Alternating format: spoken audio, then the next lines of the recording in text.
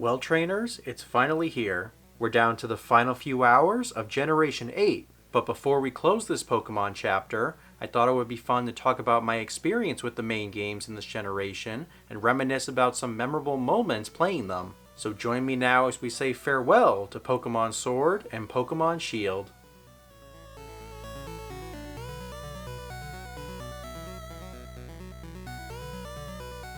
Welcome back, everyone.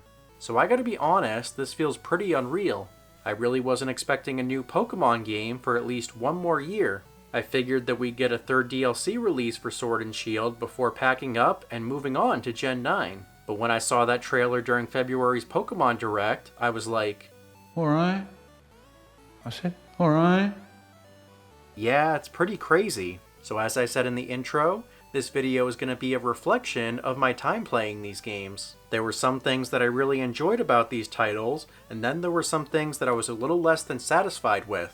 But we're going to talk about all that and more, so without any further delay, let's jump right in. Now, from the time that it was announced, one of the big aspects I was looking forward to was the fact that these were console games. While the handheld games had the portability to be played from anywhere at any time, the fact that I didn't have to stare down at a small screen in my lap was a nice luxury. Also, I haven't played a Pokemon game like this since Colosseum and Gale of Darkness on the GameCube, so it was nice to be able to play this way again. Now, you could say that the Let's Go titles were console games, though they were kinda awkward to navigate, having to use a single Joy-Con with motion controls. Being able to play Sword and Shield on a Pro or GameCube controller was definitely a refreshing feeling. Now, prior to getting Pokemon Sword, the last mainline game I played was Pokemon Diamond back in 2007. With this game, one of the big features I appreciated was how it integrated side quests, both required and optional, into the gym system and story. I felt that it really expanded the gameplay and added a sense of depth to both the Sinnoh region and its characters. Unfortunately, with Sword and Shield, however, the side quests felt greatly reduced. When it came to the game structure, it seemed like it was simply do a gym battle, get a cutscene. Do another gym battle, get another cutscene. It just felt very linear in its approach, and there weren't really any side quests along the way to immerse the player in Galar, but they could have used the routes between the cities to introduce new characters, add development to existing characters, or even push us to explore Galar. One way they could have done this is by having a route team up similar to Cheryl and Riley in Diamond and Pearl. They could have paired us with Hop, Marnie, or Bede to venture through locations like the Galar Mines or the Glimwood Tangle. With Bede in particular, we know how much he despises our character, but could you imagine teaming up with him on a certain route? That could have been pretty interesting and funny to see. But instead, it just felt like these games were bone cut dry when it came to expanding the region. Overall, I'd say it wasn't the worst Pokemon adventure, but I definitely feel like more could have been done to expand it. Then, we had the characters. In my opinion, this is a major part of a Pokemon game's personality. Though with Sword and Shield, there were many that I wasn't a fan of. While Hop's lack of confidence was an interesting dynamic for a Pokemon rival, it did get rather annoying seeing him go from 200 to 0 after every battle. Though by the end of the story, his growth and maturity was nice to see, and it actually helped him grow as a trainer. Now, along with Hop's early character, I also found Marnie and Bede to be somewhat disappointing as well. I felt that Bede's constant hubris was rather annoying, and Marnie was just too stoic to leave a big impact as a character. Also, from the trailer's perspective, I thought her fan club Team Yell was going to have a bit more impact in the game, when in reality, they just felt like a watered-down version of what evil teams used to be. The team went from an idealistic group set on altering reality through catastrophic events to a bunch of loud, obnoxious hooligans that are more of a fan club than a criminal organization. Now, despite my issues with some of the characters, there were some throughout the journey that I really enjoyed.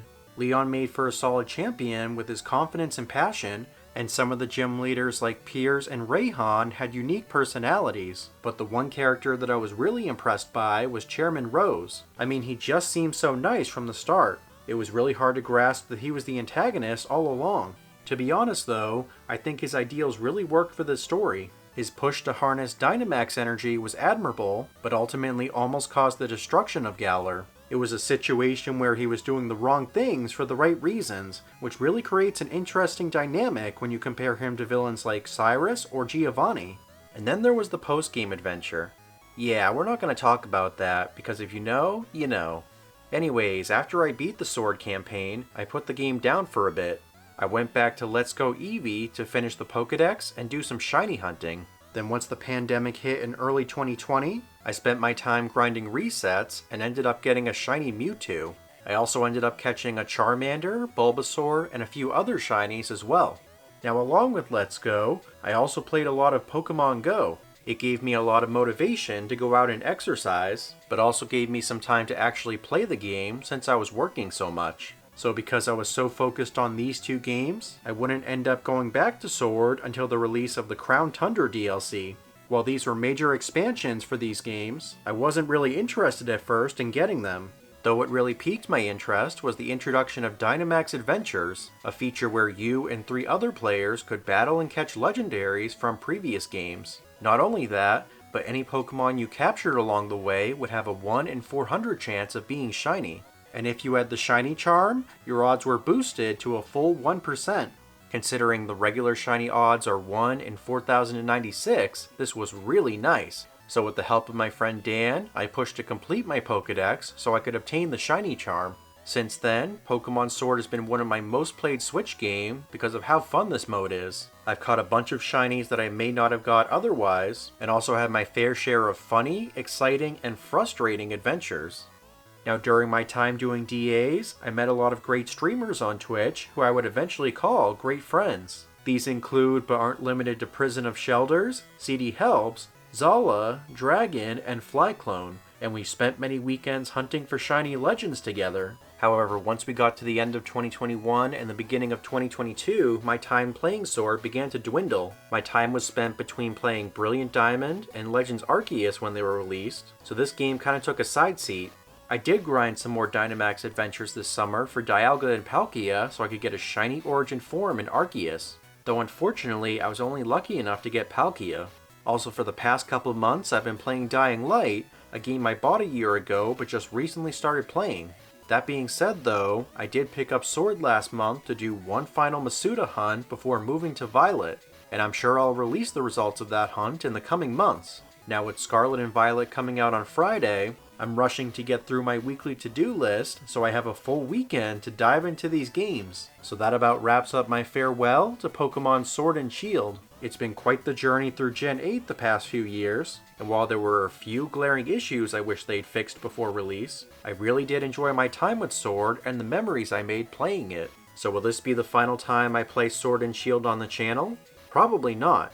Honestly, I've barely touched the Isle of Armor DLC, and I still really enjoy Dynamax Adventures. Plus, I still have a bunch of legendaries to shiny hunt since I'm going for all 38. But yeah, I definitely see myself revisiting Gen 8 sometime in the future, especially if these new games prove to be a departure from the conventional Pokemon form.